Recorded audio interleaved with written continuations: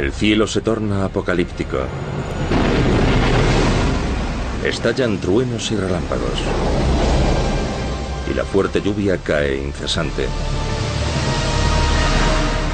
El agua cae del cielo a torrentes. Debieron de ser imágenes como estas las que los autores de la Biblia tenían en mente cuando describieron el diluvio. Y probablemente recordaban el embate de las olas cuando la tierra cedió en el Bósforo.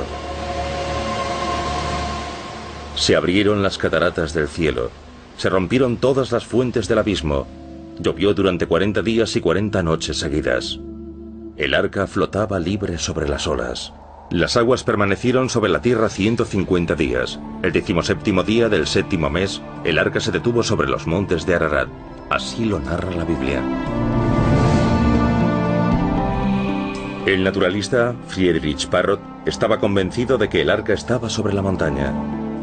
Escribió: la posibilidad de hallar los restos del arca en el Ararat no puede descartarse según las leyes de la física, ya que suponemos que la montaña de Noé ha estado cubierta de hielo y nieve desde el diluvio universal. El ascenso fue laborioso.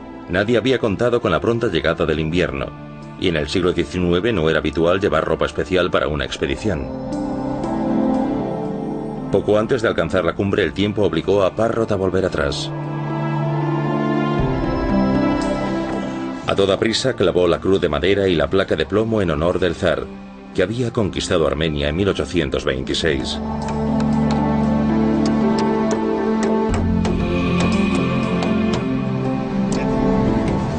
Tres semanas después, Parrot volvió a intentar alcanzar la cumbre. Esta vez lo consiguió. Pero el arca, su verdadera meta, nunca la halló. Así que para no descender con las manos vacías, los expedicionarios extrajeron un trozo de hielo del lugar donde habían clavado la cruz. Envolvieron el hielo en una tela y lo bajaron al valle. Una vez derretido y embotellada el agua, la llevaron como agua de un lugar sagrado al monasterio.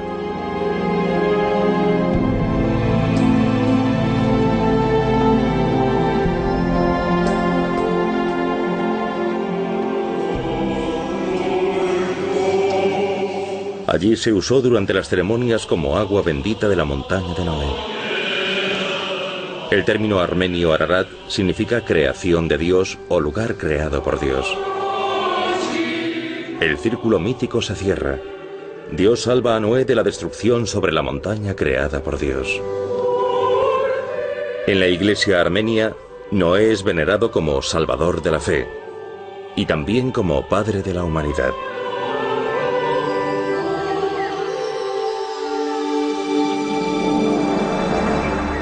Estambul, la metrópoli antaño cristiana y desde hace muchos siglos musulmana. El Islam, con raíces comunes con el judaísmo y el cristianismo, venera a Noé como profeta. Hagia Sofía o Santa Sofía. Este templo antaño fue una iglesia, luego una mezquita y hoy es un museo. Se dice que estas puertas están hechas con madera del arca.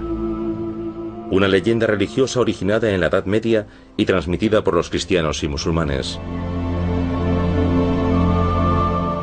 La madera del arca, que tal vez aguarda ser hallada en el monte Ararat, todavía despierta una gran fascinación. He escalado el Ararat y lo he visto todo. Conozco los lugares de los que ha salido esa madera antigua, y donde naturalmente los estudiosos de la Biblia afirman que está el arca. Allí se sitúa. Si los glaciares del Ararat llegan a derretirse, el deshielo de los glaciares no solo tiene desventajas, ya que ofrece oportunidades a la geología y la arqueología, aparecerán restos de viviendas, aparecerán monasterios, tal vez incluso templos.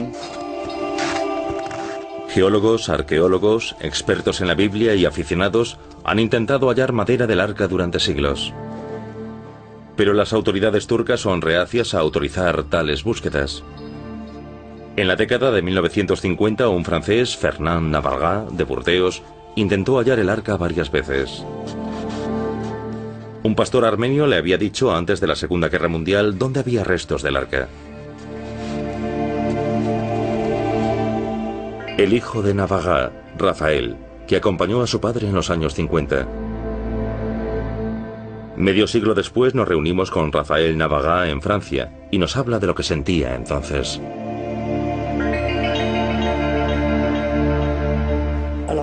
¿Qué sentía? No olvidemos que tenía 11 años y 11 meses por entonces, casi 12 años.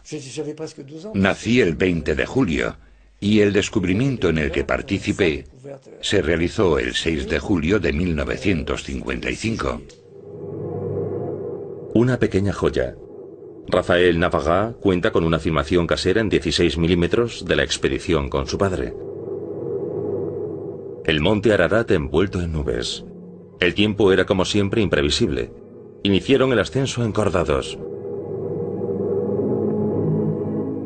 El muchacho asciende con fatiga. A cada paso desplazaban rocas que se deslizaban valle abajo. La expedición de 4 días pronto se convirtió en una tortura. ¿Que si sufrí? Desde luego.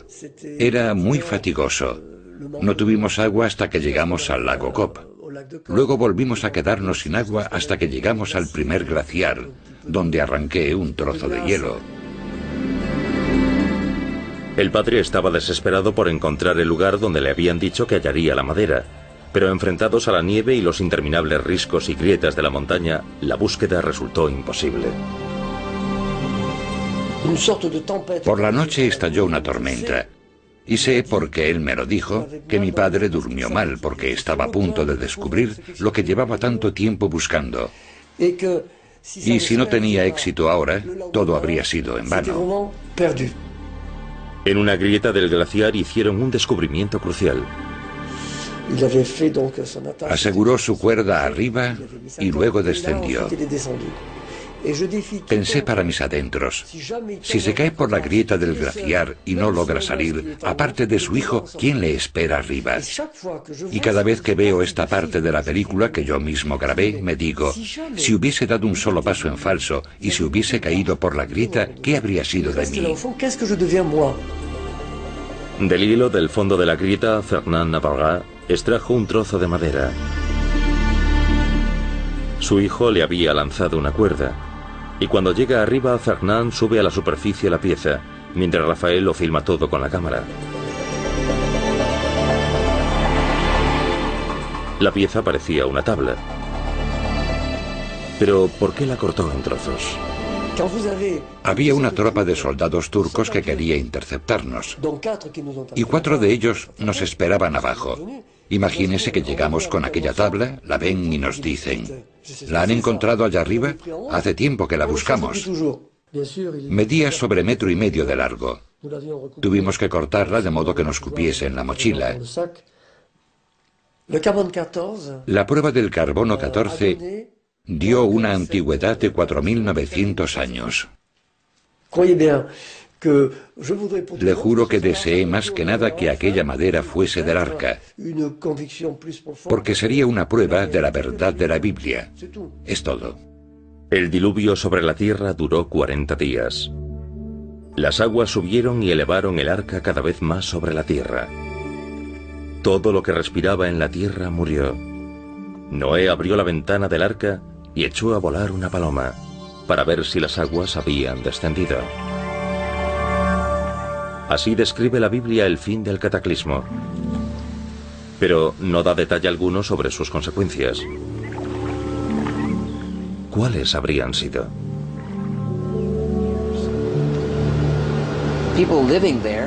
Los pobladores de la zona se verían desplazados por la crecida. Habría habido una diáspora, una dispersión, hacia Europa por el oeste, hacia Asia y los ríos Don y Ural, al este del Cáucaso, por el sur a través de Turquía, quizás hasta Mesopotamia e incluso el oeste de China. ¿Provocó la crecida una migración gigantesca que se extendió en todas direcciones?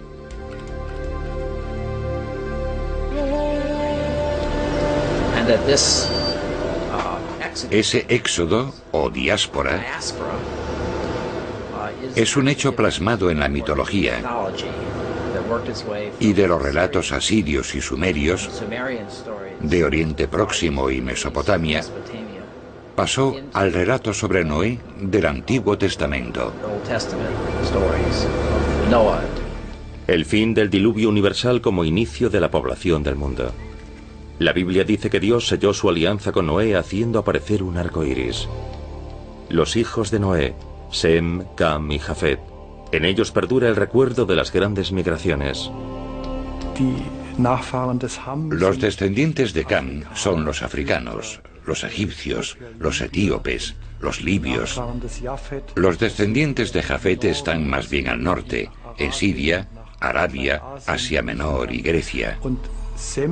Y Sem fue el predecesor de los pobladores de Palestina. Por tanto, en cierto modo, también fue el primer padre.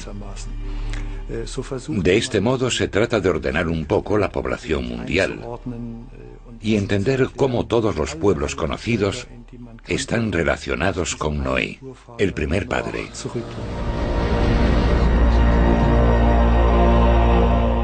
El diluvio universal no pertenece solo al mundo del mito, la leyenda o la religión. Fue un hecho completamente real. Según los datos conocidos hoy, el antiguo drama puede evaluarse de nuevo.